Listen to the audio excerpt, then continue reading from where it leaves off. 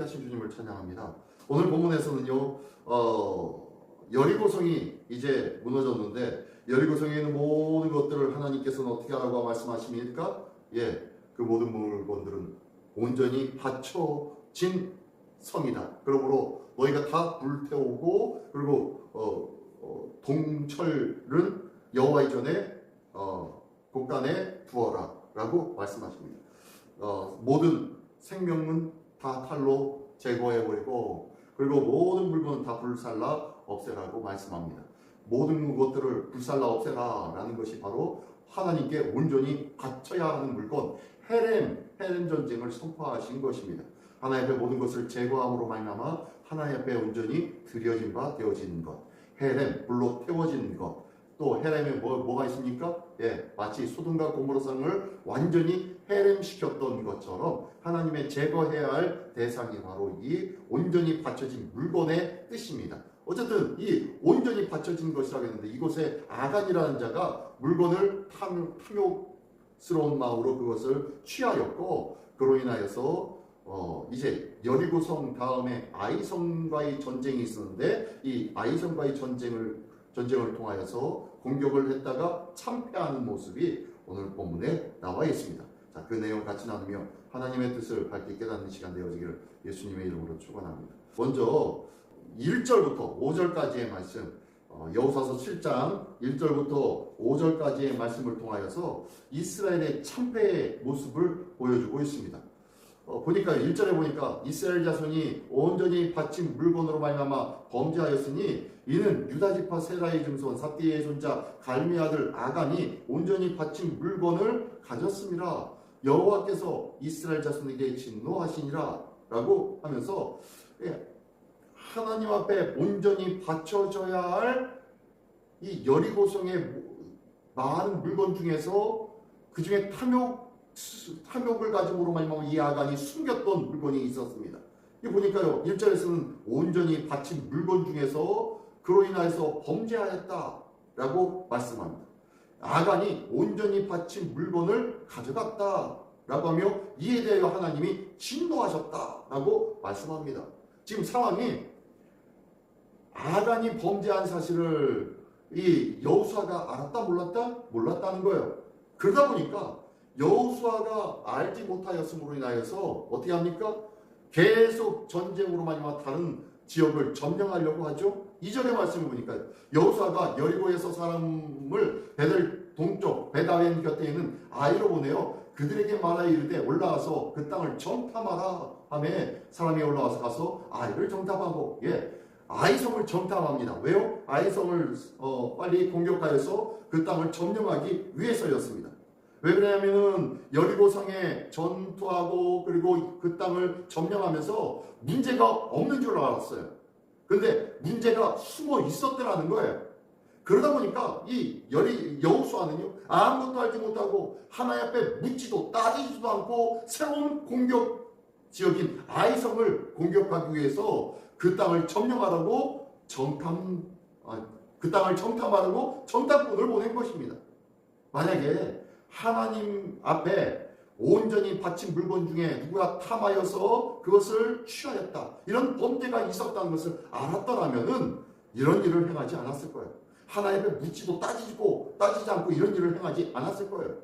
그런데 이 정탐꾼이 갔다 와 보니까 아이성은 조그만하네요. 우리가 다 올라갈 필요가 없습니다. 2-3천 명만 보내어서 아이를 치게 하십시오. 그러면 될 것 같습니다 라고 합니다. 그랬더니 혹시 모르니까 그러면 2-3천 명이 아니라 3천 명을 그리로 올라가서 그들을 쳐라 라고 하면서 3천 명을 보냅니다. 그런데 결과는 어떻게 됩니까? 5절에 보니까 아이 사람이 그들을 36명쯤 쳐 죽이고 성문 안에서부터 스바림까지 쫓아가 내려가는 빗달에서 쳤으므로 백성의 마음이 녹아 물같이 된지라. 지금 몇 명이 올라갔다고? 3천 명이 올라갔습니다. 3천 명이 올라가가지고 아이성과 싸움을 하는데 몇 명이 죽임당합니까? 36명이 죽임당했어요. 그러면은 3,000명에 36명이 죽임당했는데 1.2%예요. 1.2%가 죽임당했으면 이런 일이 있나? 하면서 뭔가 재정비해가지고 빨리 다시 공격했을 것 같아요. 그런데 이 36명이 죽은 것을 보고 결과가 어떻게 됐습니까? 5절 마지막에 보니까 백성의 마음이 녹아 물같이 된지라. 백성의 마음이 그냥 다 녹아서 도망하고 두려워 떨더라는 거예요. 3,000명 중에 36명이 죽었는데 36명밖에 안 되는데 마치 패전할 것 같은 그러한 두려움에 휩싸여서 다 백성의 마음이 녹아서 도망해 버리고 있었던 것입니다. 이게 어쩐 일입니까? 어쩐 일입니까? 세상에 여리고성을 칠 때는 그들의 전략과 그들의 힘과 그들의 노력이 아니었음에도 불구하고 하나님이 무너뜨려져 내리게 하였습니다. 그래서 그 땅을 아주 하나님이 손쉽게 여리고성을 점령하였었습니다. 그래서 아마 그들의 마음이나 그들이 가지고 있었던 그 의욕들이 아주 막 굉장히 들끓어 올랐을 거예요. 모든 것을 할 수 있을 것처럼 느꼈을 거예요. 상천에 있었을 거예요. 그들의 기가 높이 올라가 있었을 거예요. 그런데 겨우 3,000명 중에서 36명, 이 1.2%의 문제를 통하여서 온 3,000명이 다 마음이 떨려서 도망해 버렸다는 것. 이게 말이나 되는 거예요? 뭐 때문입니까? 뭐 때문입니까? 이 죄 때문에 그래요. 만약에 이 죄악을 미리 알았더라면은 하나님 앞에 묻기를 먼저 했을 거예요. 지금 하나님 앞에 묻지도 따지지도 않고 하나님 앞에 기도하지도 않고 하나님의 뜻이 무엇인지 묻지도 않고 아이성 점령을 향하여서 정탐꾼을 보내고 그리고 군사를 파병해버리는 그런 일들이 있었고 결과가 어떻게 됩니까? 모두가 다 패전병이 되어서 되돌아온 거예요. 36명밖에 안 죽었는데 물론 한 명이라도 죽는 것이 참 안타까운 일이지만 3,000명 중에서 36명이 죽었다고 다 도망 나왔다는 것은 이건 큰 문제가 아닙니까? 하나님 앞에 제대로 된 문제를 알지 못하고 그들은 행하였기 때문에 이런 문제가 나타나게 된 거예요. 하나님 앞에 나의 상태가 어떤 상태인지를 알지 못하고 주님의 맡겨진 일을 행하고 있는 거예요. 기억하십시오.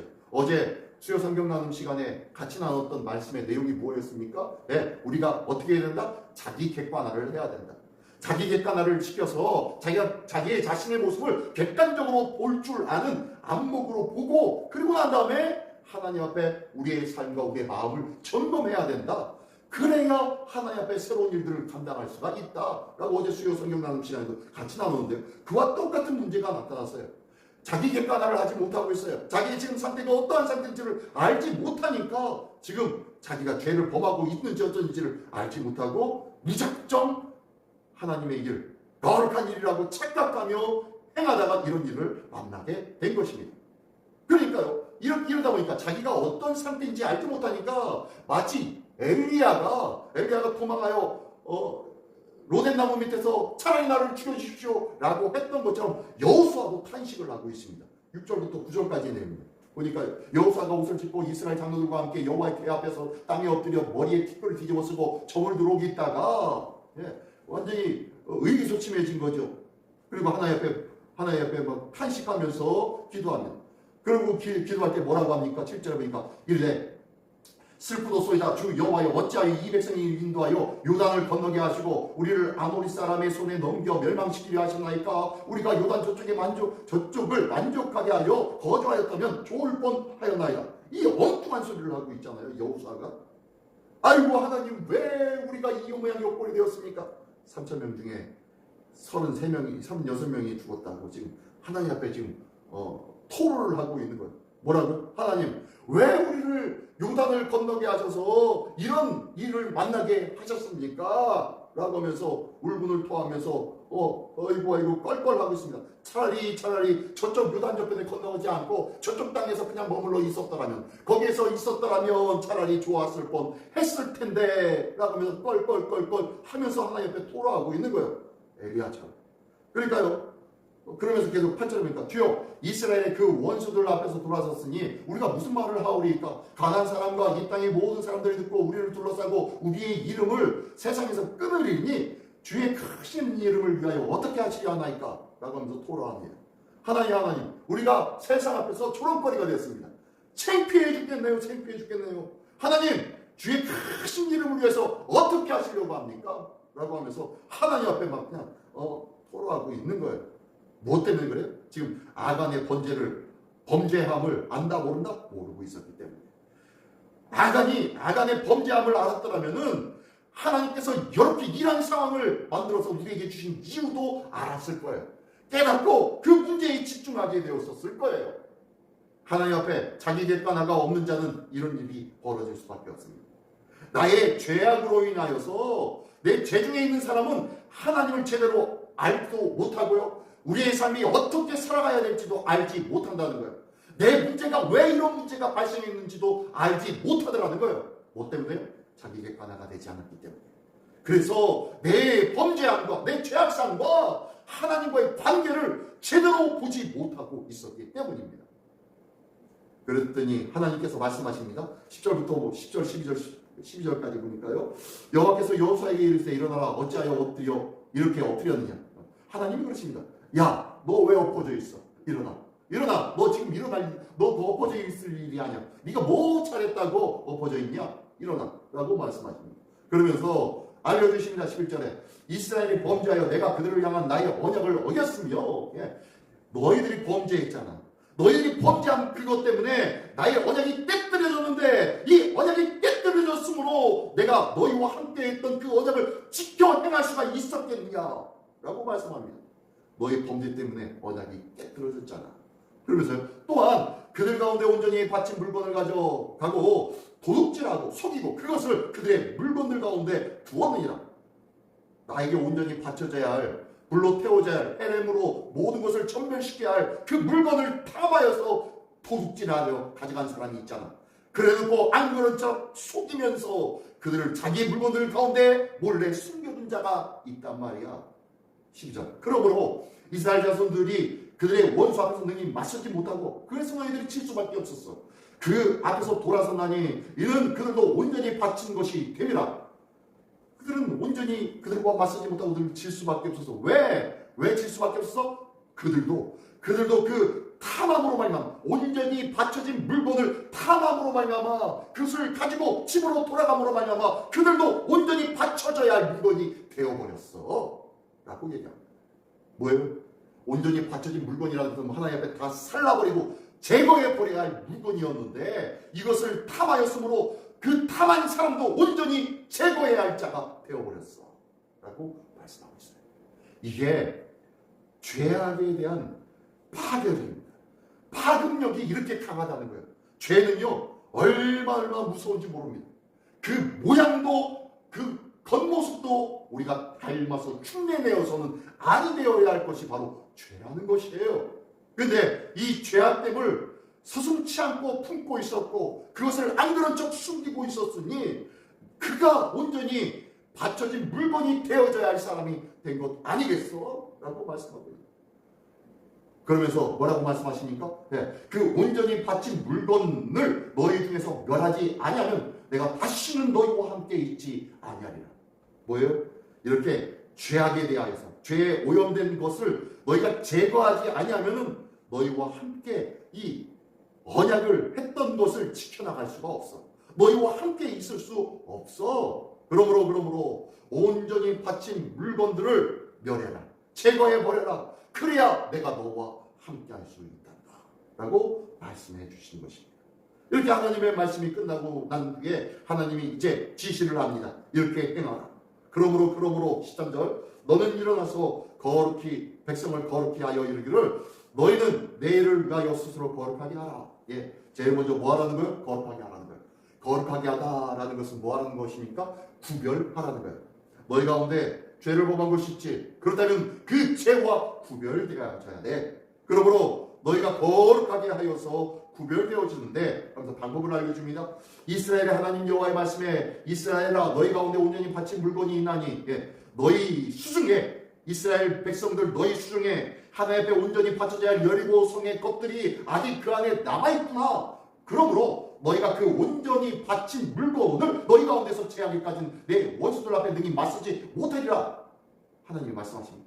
그러면서요 14절에 너희는 아침에 너희 지파대로 가까이 나오라. 여호와께서 뽑히는 그 지파는 그 족속대로 가까이 나올 것이고 그리고 여호와께 뽑히는 그 족속은 그 족속 안에 있는 가족대로 가까이 나올 것이고 그 여호와께 뽑히는 그 가족은 그 가족에 있는 모든 남자들이 다 나와서 어떻게 해요? 15절에 보니까 온전히 바친 물건을 가진 자를 그 남자들 중에 뽑아낼 것이다. 그러면 그 자는 어떻게 해요? 불사르되 제거하라는 거예요. 완전히 제거하라는 거예요. 하나님 앞에 온전히 바쳐진 물건, 헤렘의 물건처럼 제거해 버리라는 거예요. 완전 제거를 말하고 있습니다. 불사르되 그와 그의 모든 소유를 그리 알고, 누구라고? 그와 그의 모든 소유에 그와 함께한 모든 가족과 식구와 그리고 모든 소유물들을 다 태워 버리라고 말씀합니다. 그리고 이는 그리하라. 이는 여호와의 언약을 어기고 이스라엘 가운데 망령된 일을 행하였습니다 하셨다. 하나님께서 말씀하십니다. 그들은 이렇게 하나님의 언약을 깨뜨린 망령된 일을 행한 자들이야 라고 말씀하고 있습니다. 여호와의 언약을 어기고 망령되이 행한 자, 그들을 뽑아내라는 거예요. 제거해 버리라는 것입니다. 이렇게 죄악의 파급력은요 어마어마합니다. 생각보다 더 강합니다. 그러므로 죄악의 모습은 흉내도 내지 않기를 원합니다. 그 모습은 쳐다보지도 않기를 원합니다.